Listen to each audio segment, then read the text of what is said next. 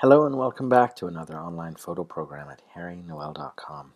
This month we brought you a new challenge that deals with nighttime photography, and this week we come to you with your results and some critique.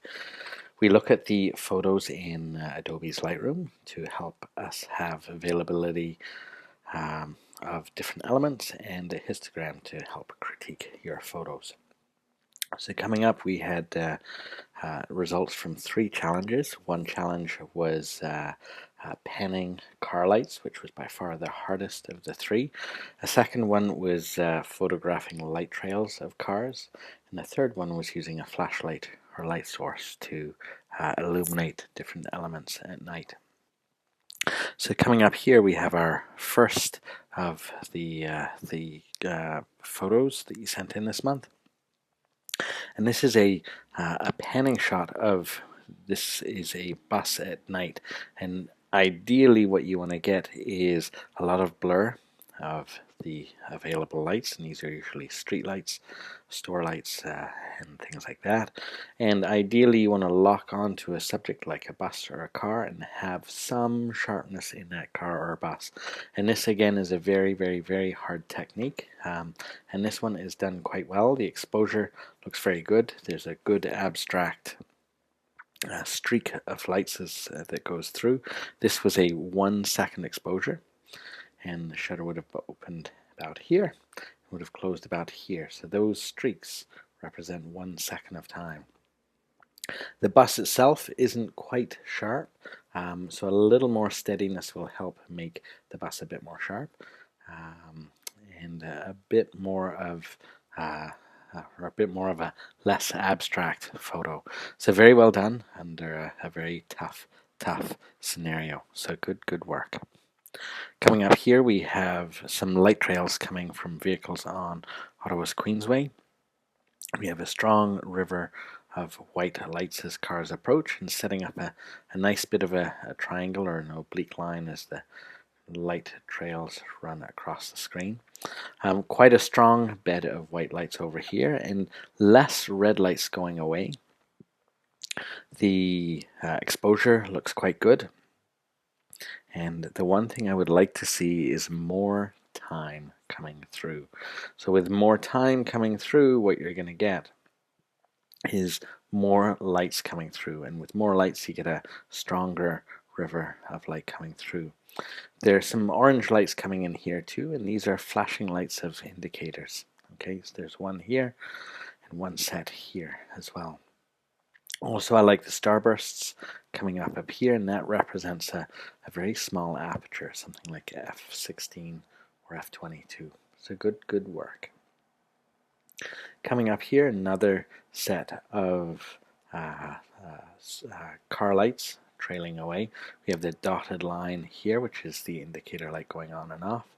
Again, I would like to see longer shutter open to have a stronger bed of light coming through here. Okay, I'd also like to see the shutter be open before this car got on the on-ramp. So it looks like the car started here. Really what happened was the shutter opened at this point. So if you can time it that the car approaches the frame or the viewfinder while off screen, and you open when the car is over where the cursor is, click, and you get a continuous light trail running all the way through, all the way into the frame. So good work there. This one here is a little bit more abstract and closer to the road surface. I believe this is a bus or a truck turning right around a corner. You can see a bit of a swoop turning towards the right when the lights on the road go straight on. And the lights high up in the sky are likely from the bus or truck's lights up above. Okay, I'd like to see this photo a little bit less bright, and also to see a longer shutter speed to help the photos, the lights of the trucks and cars burn in a little bit more. Coming up here, this is a light painting photo where the photographer has used a small flashlight and aimed the flashlight towards the camera. So the photographer is behind the boy here and aiming the flashlight straight at the camera to create this illusion of a dreamscape above the young man here. And the photographer's not in the photo because they keep moving and they are not bright enough to be in the photo because they move back and forth. Okay, so that's one area that the flashlight was used. The other area the flashlight was used was this same whitish, or it's a bluish kind of light, and you can see that reflected off the young boy's face. And the flashlight was then aimed towards his face, and I believe his hand here too, to add some brightness to his hand and his face, which is nice. And this is a very nicely done shot. I love the creativity of the idea that went into this, and I also love the idea that how it was executed. So very, very nicely done. Coming up next, we have a light painted photo here of a teddy bear, and nicely done, well composed. I like the way the eyes are not parallel to the viewfinder, so they run across the screen and set up an oblique angle here, which sets up a bit of a triangle in the photo. Okay, I also like how the light reacts to the individual hairs on the bear's head, which is different than the background. In the background, there may be just a black empty room back there. It could be some black sheet or something as a background there, but it's neat how the light reacts to the fur on a teddy bear's head. So well done, and 2 thumbs up. Coming up here, I love this photo a lot. It's nicely done. It's a simple, clean photo. Strong river of light down here. The shutter speed is a little bit longer, so 20 seconds. So it appears that there are more cars. I don't know if that's true, but there's a stronger red line and a stronger white line than the ones we've seen before. That could be the angle that this was shot. I also like the idea that there's one building, so there's a strong focal point in the scene, and the clouds are set up in a nice way with again a slightly oblique line up here. So beautifully done. I like this very, very much. Okay, coming up here, a very vibrant car tail light going on. I love the starburst. Again, f16 or smaller. So this was f18, and quite a lot of cars coming through. This is 30 seconds. Okay, I'd like to see this photo a little bit darker. So what I would like for that is a smaller aperture. Okay, so something like f22 or f32. And the reason for that is the tail lights and headlights of the car get a bit lost because the background is so bright. So I would make the background a little bit brighter, or a little bit darker, sorry, and give as much time as possible for these lights to burn into the background. Okay. Coming up here, we have light painting on tulips, and the photographer has light painted the whole vase of tulips, and you can see the light has spilled over onto the background as well, which is absolutely fine. One thing I'd like to see is a bit of a more even light on all of the tulips. So the ones at the back here and on the right are less illuminated than the ones at the front and on the left. So to do that, what you can do is get a focusing beam of a flashlight, and the Maglite brand of flashlights certainly have it, and some others will as well. So a more even light I'd like to see on these, but very nicely done, and a good idea for light painting.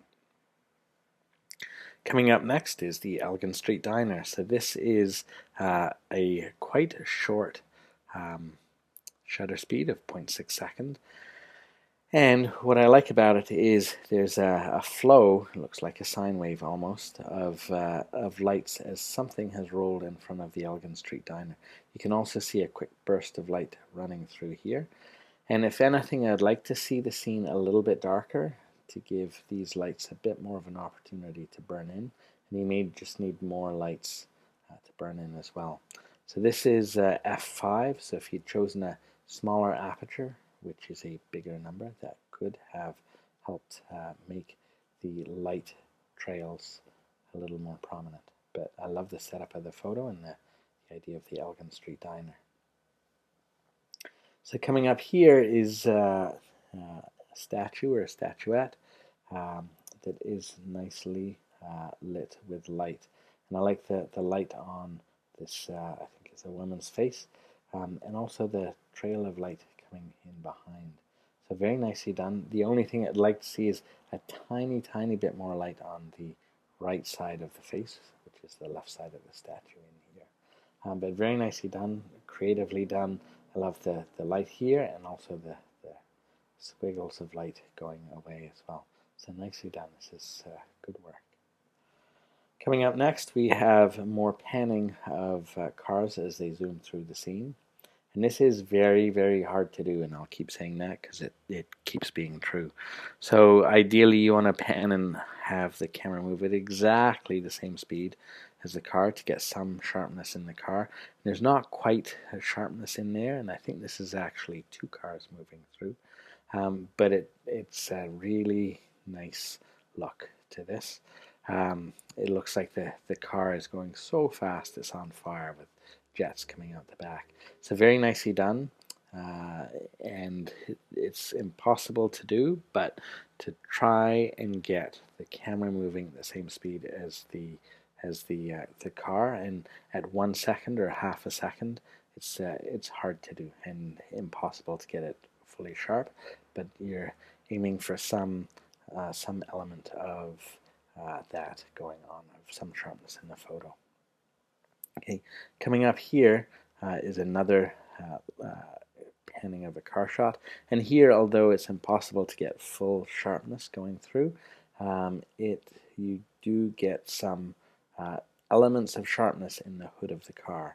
So again, it's very fun with some strong lights up here.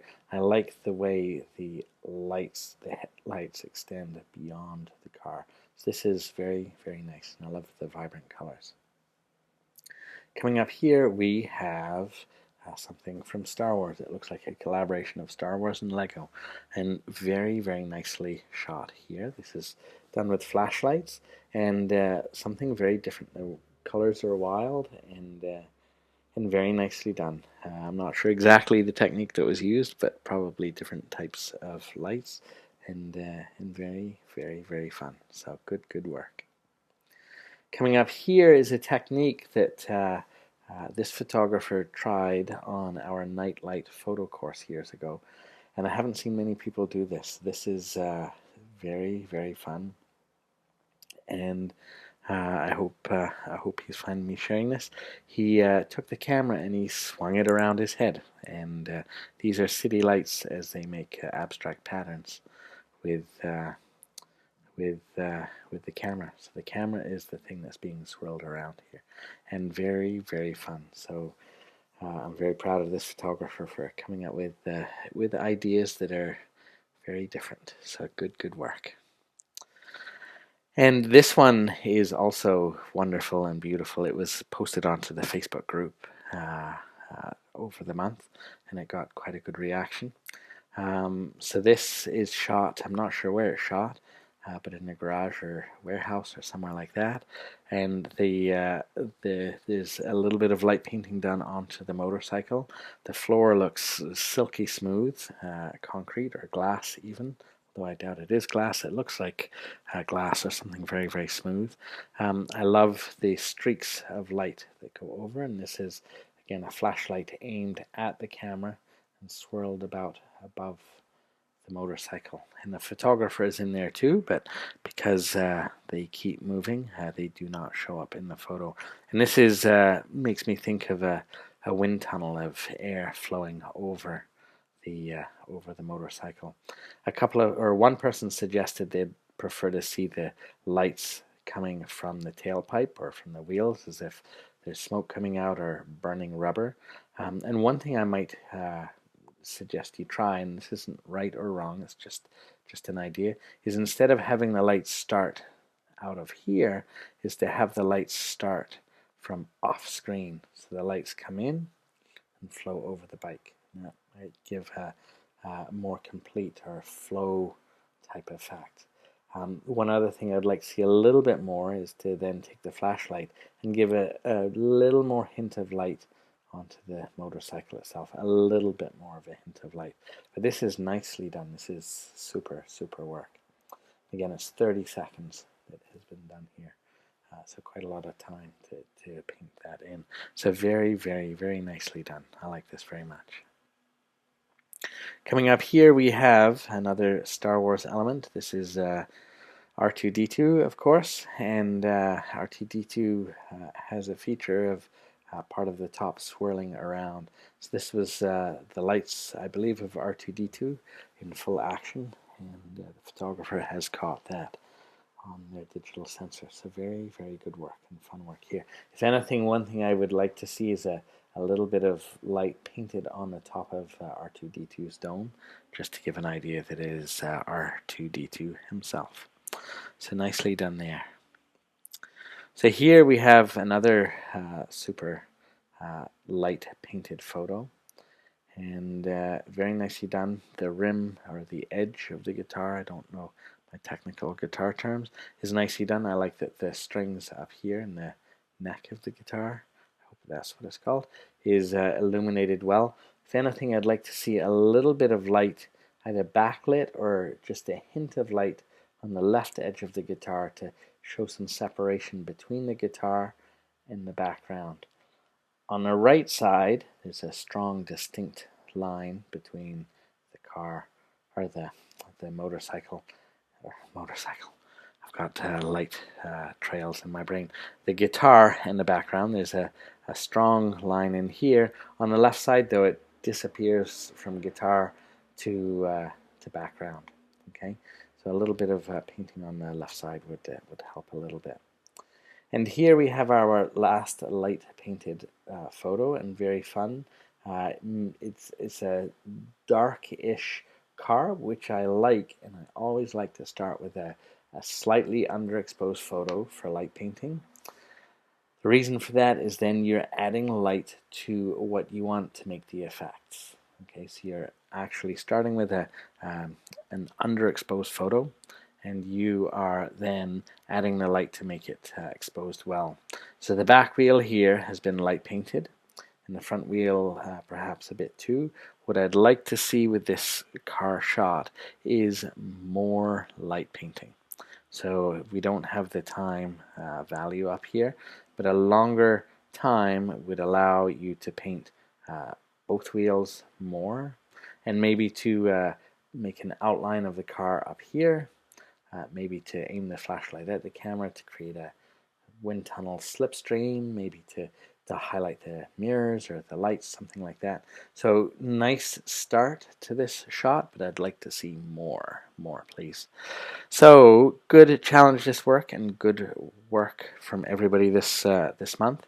Next month we come to you with a brand new challenge. Thanks very much, and we'll see you soon.